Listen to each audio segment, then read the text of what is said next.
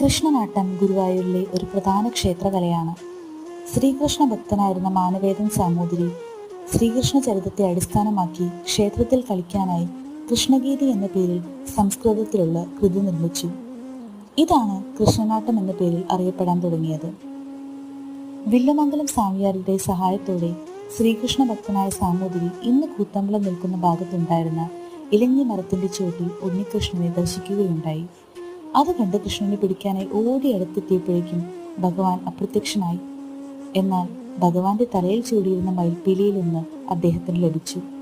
ഭക്തി ആദരവോടെ അതെടുത്ത് സാമൂതിരി കൃതാർത്ഥനായി.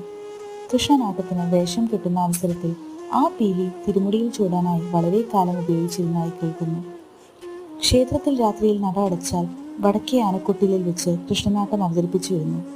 അവതാരം മുതൽ സ്വർഗാരോഹണം വരെ 8 രംഗങ്ങളിലായിട്ടാണ് കൃഷ്ണനാട്ടം അവതരിപ്പിക്കുന്നത്. കൃഷ്ണനാട്ടം കാണാനിരിക്കുന്ന ഭക്തരുടെ കൂട്ടത്തിൽ നമ്മുടെ ഉണ്ണിക്കണ്ണനും ഉണ്ടാവാറുണ്ടത്രേ.